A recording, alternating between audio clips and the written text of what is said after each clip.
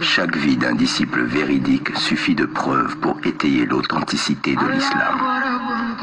Cette voie est la continuité de la voie droite, celle des illustres bienfaisants, quelle que soit leur époque, la voie de la vérité et de la soumission, la voie de l'amour de Dieu, des prophètes et de toutes ses créatures. Le Cheikh Ahmadou Bamba a été initié très tôt aux sciences et à l'adoration de Dieu, ce qui l'éloigna de toute ambition matérielle. Depuis son plus jeune âge, il éprouvait un amour pour son Créateur. Ses parents racontent qu'il s'imposait des prières pendant la nuit avant même d'être envoyé à l'école coranique. Ce, parce que son père lui avait dit qu'il était dans les habitudes des gens pieux de prier pendant la nuit. À cette époque, il ne savait sûrement pas ce qu'il fallait dire dans la prière, mais il s'agit ici de montrer son souci, depuis son enfance, d'imiter les gens pieux. Comme il a grandi avec cette ambition de rencontrer Dieu, il était naturel qu'il désirât tout ce qui le rapprochait de lui et craignit tout ce qui l'en éloignait. Le Cheikh Ahmadou Bamba n'aimait ni ne détestait qu'en Dieu, par Dieu et pour Dieu. Il n'avait d'amis et de compagnons qu'en Dieu. Il ne se déplaçait et ne se reposait que pour acquérir l'agrément de Dieu. Il ne se préoccupait des profits temporels que quand ils étaient acquis pour Dieu et dépensés pour lui.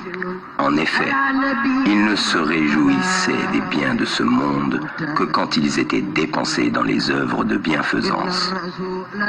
Il s'en réjouissait alors parce que cela était agréé par Dieu. Par ailleurs, tous ses discours étaient axés sur la mention des sublimes noms de Dieu, la recommandation de la bienfaisance et l'interdiction de la malfaisance. En substance, on ne peut se souvenir de lui sans penser à Dieu. Certes, il est l'un des meilleurs parmi les hommes, car, comme le dit le messager de Dieu, la meilleure personne dont on doit rechercher la compagnie est celui dont la vue nous rappelle Dieu, dont les paroles augmentent notre science et dont les actes vous font penser à l'au-delà. Or, Cheikh Ahmadou Bamba est l'une des personnes dont le souvenir fait penser à Dieu. Car tous ses discours, ses audiences, ses actes nous rappellent Dieu. Cette réalité est constatée dans Salli ala Muhammad. tous ceux qui l'ont fréquenté. Cela est attesté par sa droiture, par sa conformité à la loi formelle et par la clairvoyance exotérique renforcée par la lumière de la vérité. Il est à noter qu'il ne s'est jamais servi d'un bien douteux. Et parmi les nombreuses offrandes que les gens lui amenèrent, il n'en utilisa que celles qu'il savait légalement acquises. Tout ce qui précède témoigne de son aversion pour l'illicite et sa méfiance envers les choses douteuses. De plus, son attachement au Coran et l'estime qu'il lui accordait étaient sans précédent. C'est le Coran qui l'a guidé dans sa quête de l'agrément divin. Durant toute sa vie, il n'a d'ailleurs jamais cessé de glorifier le Saint-Coran et de magnifier sa grandeur. Aussi, récitait-il le Coran fréquemment. Sa récitation se poursuivait durant les heures du jour et de la nuit. Le motif de ses fréquentes récitations du Coran résidait dans son authentique espoir que ce serait un moyen de jouir de l'amour de son Seigneur, de se rapprocher de lui et d'être en intimité avec lui. Son illustre biographe, Cheikh Mohammed al-Bashir Mbacké, témoigne.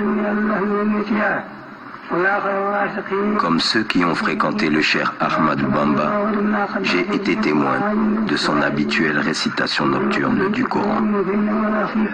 Très souvent, quand les gens dormaient Il récitait le Coran à ravir les cœurs, à provoquer l'émotion et à apaiser des désirs excités. Mais il était rare qu'on se réveillât à une heure quelconque de la nuit en jetant un coup d'œil vers sa maison sans l'entendre réciter le Coran. Une de ses activités nocturnes consistait à se promener dans les allées propres, aménagées à cet effet, où il récitait le Coran tout comme il veillait à le faire dans chaque coin de sa vaste maison animée. Ses chambres étaient séparées par de vastes chemins, dans des baraques à l'ombre, toutes remplies d'exemplaires du précieux Coran. Le sol de cette maison était devenu bien aplani, tellement le cheikh s'y promenait en récitant le Coran. Sa maison était meublée de tapis somptueux, égaux et moelleux, dont certains valaient 1 ou plusieurs milliers de francs de l'époque, et d'autres des centaines de francs, tous déployés pour abriter des exemplaires du Coran.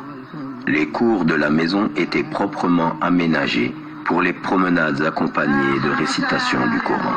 En outre, il était rare que le cheikh pénétrât dans une de ces chambres de cette maison sans y effectuer une prière de 2 rakas. Aussi, ordonnait-il à chaque fois qu'il érigeait un nouvel édifice au lecteur du Coran d'y effectuer nuit et jour un grand nombre de khatmas. Tout en récitant le Coran, il supervisait personnellement les travaux de ses disciples, à qui il distribuait de la nourriture et offrait du thé et du café préparés dans de grandes écuelles, à côté de nombreux repas apportés par les mourides voisins. Ainsi, ses seules activités consistaient à rendre service à l'humanité et à adorer son Seigneur. C'est ce qui fit dire à Cheikh Sidi Baba, l'un des piliers de la tariqa Qadriya et l'un de ses plus grands dignitaires en Mauritanie. Le seul défaut d'Ahmadou Bamba, c'était son dévouement au culte de son Seigneur et son souci constant d'être utile aux hommes. Il ignorait le repos à tel point qu'il n'a jamais construit de maison ni installé un lit pour s'y reposer. Pour nombre et luxueuses qu'elles fussent, ces maisons et les meubles les ornant, construites par des mourides, étaient réservées à la conservation des exemples du Coran et des livres de science. Il disait: c'est au prix de l'effort que tu acquiers l'éminence.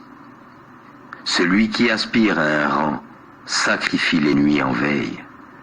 Qui ambitionne l'éminence et dort la nuit, convoite pour soi-même l'impossible. Cependant, ces journées étaient divisées en des heures consacrées à l'examen des besoins des gens et les autres à l'entretien de ses rapports avec son Seigneur. Car le cheikh ne faisait avec personne dans ce domaine. Il n'avait pas le temps de discuter des choses futiles.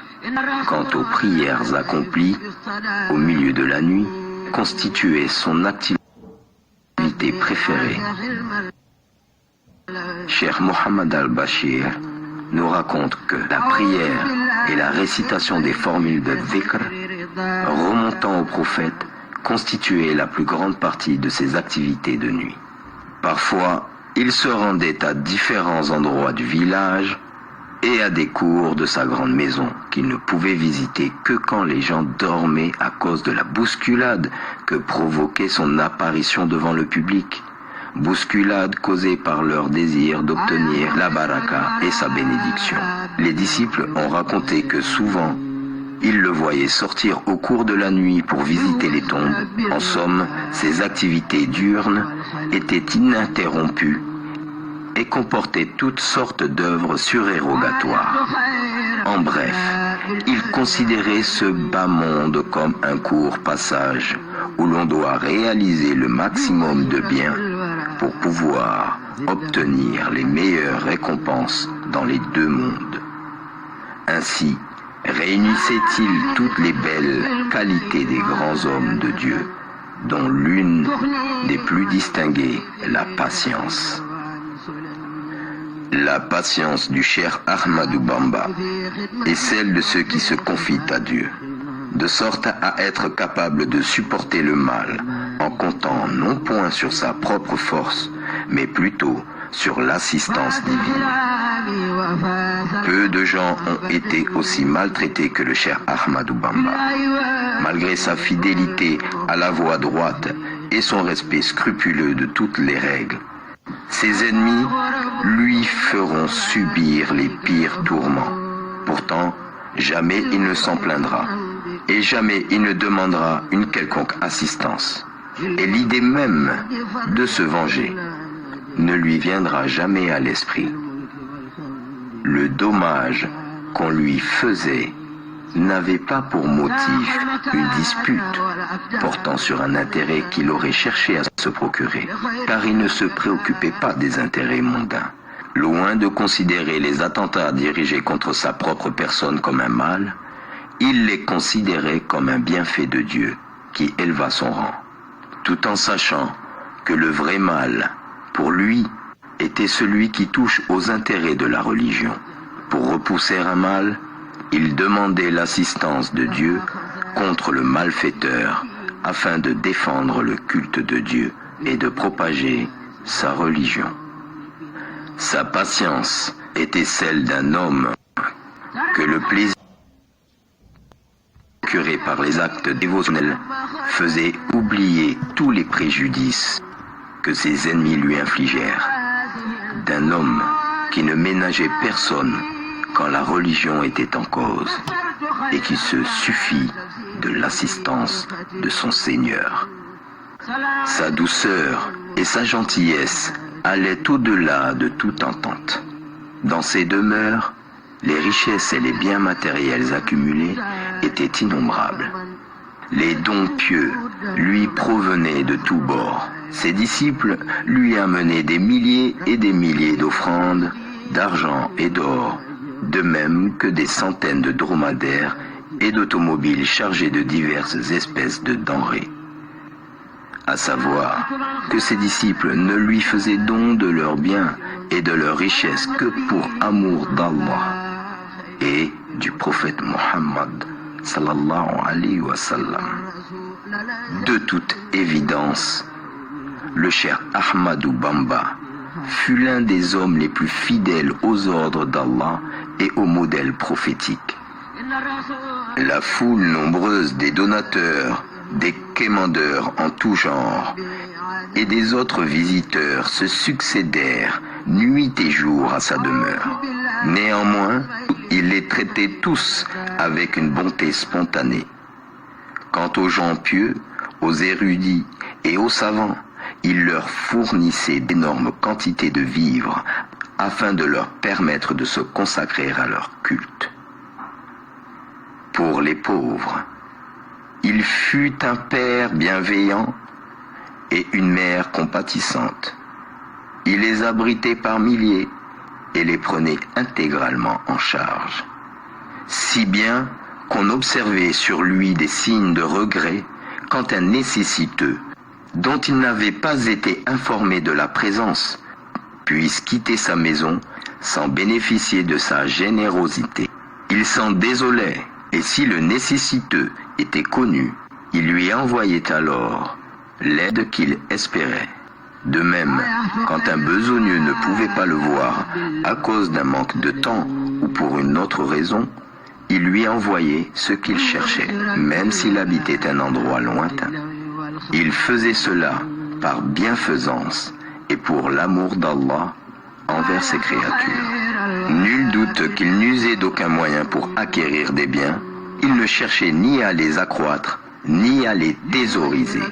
Il versait dans le sac du pauvre ce que le riche donateur apportait. Sa main charitable était tendue à l'extrême.